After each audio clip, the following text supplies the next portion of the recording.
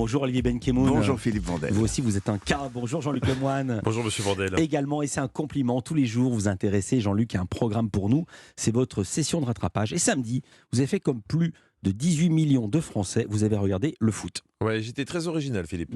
Faut dire qu'on savait plus où donner de la tête ce week-end. Hein. Ça avait commencé vendredi avec le match Pays-Bas-Argentine, très intense. Surtout pour le présentateur de beIN Sport, Omar Da Fonseca. Et on se retrouve pour la seconde période de ce quart de finale passionnant entre les Pays-Bas et l'Argentine. On a le temps de faire pipi, non? Non. Oui, mais il faut comprendre, sur cette Coupe du Monde, Oui. les arrêts de jeu sont interminables. Donc si t'es fragile de la prostate, commenter un match, ça peut vite finir en inondation. Hein. Mais ils ont été fair-play. Plutôt que de faire comme si rien ne s'était passé, ils sont revenus sur cet épisode à la reprise. Après la passe génialissime de Lionel Messi, Omar, il y a eu la Lionel Messi. Est-ce que ça va mieux? C'est sport, c'est sport. C'est sport. Bon, sinon évidemment l'événement du week-end c'était quoi? C'était bien sûr le match France-Angleterre pour célébrer ce deuxième Brexit. Le décès de la reine plus l'élimination en Coupe du Monde par la France la même année, ça fait beaucoup pour les Anglais. Hein. Et le match avait commencé bien avant samedi avec le tabloïd britannique The Sun qui avait provoqué les Français en diffusant une vidéo sur le net. Des billboards géants, tout simplement, à l'effigie des Anglais, incrustés dans des immeubles, dans des monuments parisiens. Alors ce commentaire, hein, le Sun s'empare de Paris. Voilà, le Sun s'est emparé de Paris vendredi et samedi c'est le Sun qui s'est emparé de Londres. Oui. Faut faire attention quand tu fais le malin hein, et surtout se méfier des traductions littérales. Parce que chez les Anglais, il y a une chanson qui dit « It's coming home », en parlant du football qui a été inventé en Angleterre. Et depuis, c'est devenu un hymne des Anglais qui voit la Coupe du Monde leur revenir.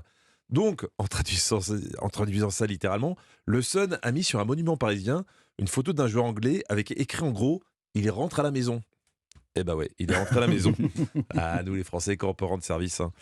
Bon, sinon, grand match, bien tendu. Avec la tête de Giroud qui nous libère. Et c'est là où on a envie de ressortir cet archive de Grégory Schneider dans Europe 1 Sport, qui avait bien sorti le coup au moment de l'annonce de la liste de Didier Deschamps.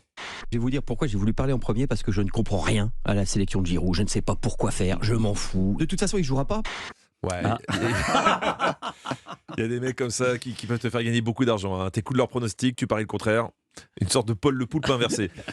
C'était la folie dans toute la France. Et TF1 avait envoyé une reporter dans un bar du 10e arrondissement de Paris qui a à peine galéré. Prochaine étape, France-Maroc. Et ce soir, ce qui est sûr, c'est qu'on a l'impression que personne...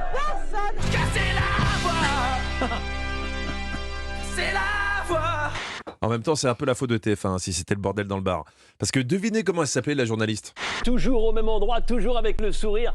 Annie Bazar, j'imagine que vous... Ah bah oui. Oui, Annie Bazar. Bah, qu'est-ce que t'espérais hein. La prochaine fois, on voyait Annie Bibliothèque, ça sera plus calme. Ils ont aussi tenté un duplex avec l'équipe de La Réunion, où tu sentais que le tiponche avait bien coulé pendant le match chez un certain Denis. On n'a pas le choix d'aller en finale. Et ça se passe à la Varangadenie. Vive la France! Vive la France!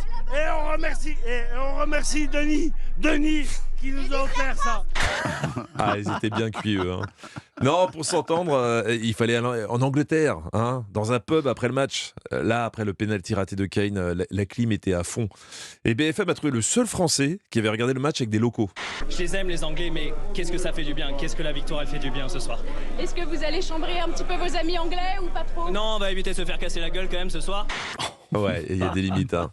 Après, on a eu l'émotion des héros de la soirée qui ont profité de leurs interviews d'après-match pour inventer des mots, comme ici Olivier Giroud et Jules Koundé. Grisy me met un super ballon et après ça a été une émotion indescriptible. On n'a jamais lâché. Il y a de la place pour de l'améliorement, bien évidemment.